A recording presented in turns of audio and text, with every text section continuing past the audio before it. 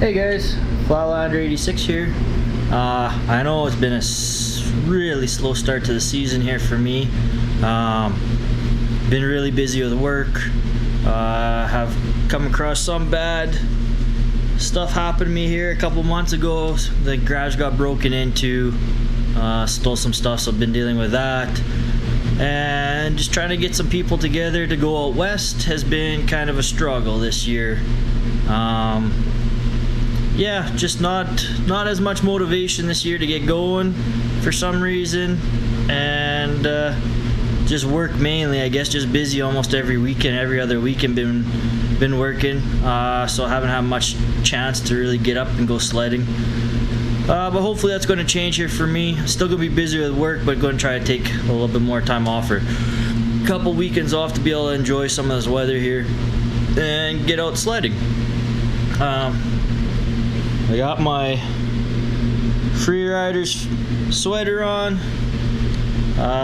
Bought that off him. Hopefully try to win the sweepstakes here to go out sledding with him. That'd be pretty cool.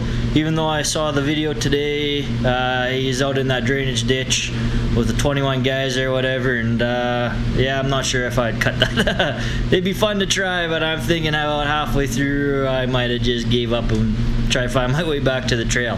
But looks like a lot of fun. Today's video, I'm just kind of going to go over my sled here a little bit. I've had a lot of people contact me through my Instagram. Some people have left me messages and stuff on on YouTube here. Awesome, thanks a lot. I see I got a few more subscribers. That's really cool. I know I've helped with the decision making for a couple of you guys, maybe about 6 of you guys buying this sled and trying it out. I really hope that's a hard thing, just because I really like the sled. It's really good for me, for what I do with it. Doesn't mean you're gonna like it. It's not for everybody.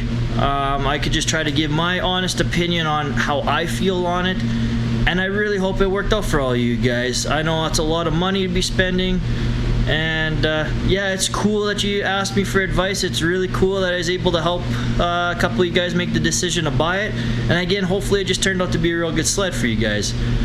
I just going to go over a couple of my things that I've done to it here quickly, and I haven't even hooked up my battery yet this year. I haven't fired up the sled. It's really dirty and dusty. I've been doing lots of house rentals, so it's full of sawdust. It needs a good clean here, so just kind of ignore that. It'll get cleaned up. But yeah, I'm going to do some regular beginning of the season things, checklists, go over it, check the track tightness, check the clutch. The belt, I might change out, I might not. I don't know. I think I was losing a bit of RPM there last year, so the belt might be getting a little bit worn. It still looks like it's in good shape. I got 1,700 miles or so on the sled here, original belt. So I might switch it up. I might run it a little bit, see how that is. I still got to put my weights in. Yeah, I just, from the last trip out west last year, I haven't touched the sled. I summarized it, and I haven't touched it yet since. But with helping make the decision for a couple of you guys to buy the sled, I thought I'd go over a few things that I've done to it to make it, I think, perform a lot better from stock. Last year I was able to ride a stock one, and I totally forgot how they handle. Mine is a lot different than stock form now. I try not spending too much money on it. I try to keep it stock, just because I know a lot of you guys out there, like I said, you start spending in Canadian dollars, it's up closer to the 20 grand mark. American, I'm not too sure what you guys are spending on these. They're still, 13, 15 grand, whatever they are. So it's a lot of money to be spending on a sled and then throwing money into upgrades. It's cool to be able to do it. I wish I could throw an Elevate kit on it and all that type of stuff, and turbo it and turn it into more of a mod sled. It'd be awesome, but I just don't have the funds for that. And I know a lot of you guys don't either, so it's kind of neat to be able to see what it's like in stock form. Yeah, I'll go over a couple of things that I think have made a huge difference in how the sled performs. So, starting, the best mod I've done, these pin running boards. They are amazing. I can't say anything bad about them. I love them. Even if it was just a stock trail sled, I would still want these running boards. They are great. It really helps shed all that snow, and you're not kicking a bunch of snow off. It's yeah, by far the best thing I've done. Yeah, thanks a lot, Trevor. These things are awesome. Second would be the pinned rail brace. Especially going down the trails, I hit quite a lot of whoops and hard bumps and stuff like that. So it's nice knowing that I have a little bit extra protection there. Besides that, what else should I look at here quickly? So that's all I really did. So yeah, like I said, this is the best mod I've done. This is good just for ease of mind. As for changing characteristics of the sled, I dropped my skid down 1 bolt to the bottom bolt hole. I did that. The second best modification, if not maybe the best, is the Stingray spring mod.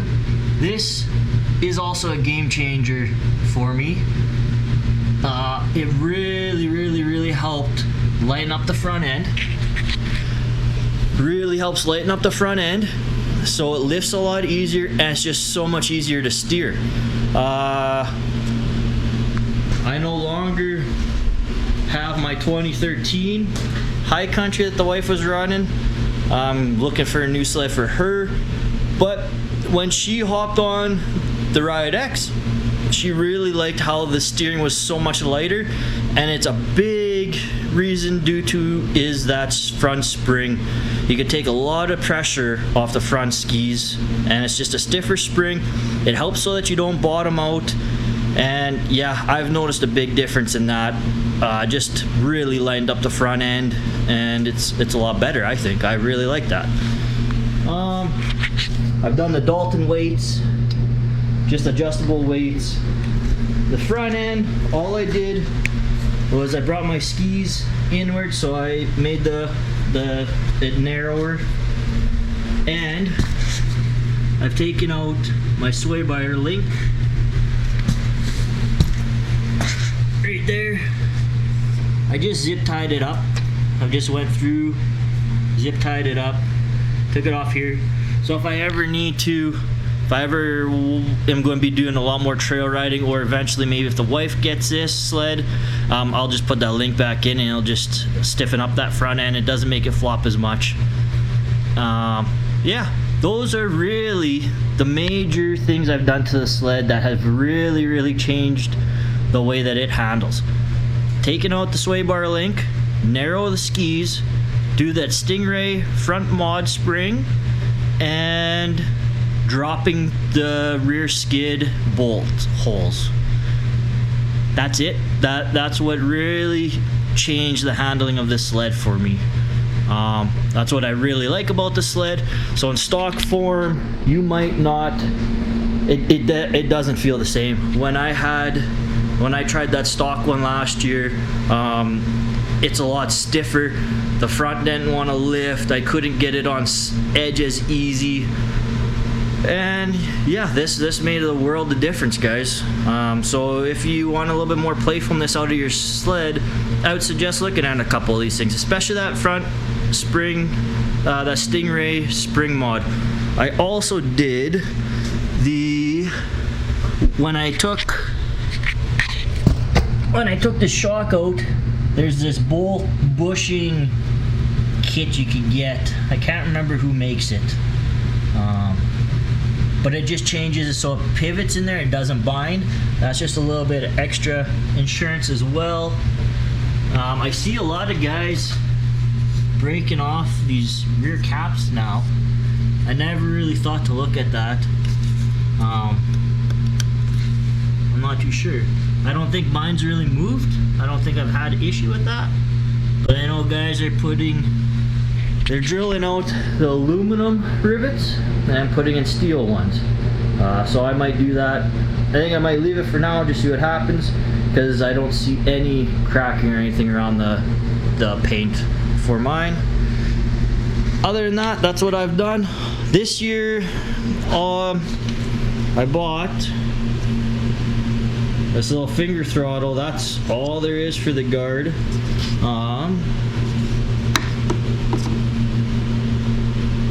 907 Films. He makes these. It's just 3D printed, so it doesn't have any metal, it doesn't have any heater element in it. The guard's not that big, so you could still pin this wide open, but your finger won't get stuck in between the throttle and guard either if you end up going over the handlebars or whatever. Not sure how much of a big deal that was. I'd almost think that the guard should be a little bit longer, but yeah, I'm going to give this a try. We'll see. I'm not sure how it'll be for trail riding, but out west I think it might be fun. I tried a finger throttle on a Skidoo last year, and going downhill out west, it definitely made a big difference. It's just a little bit more control because you can put your hands and brace against the bars. So I'm going to try that, give that a try.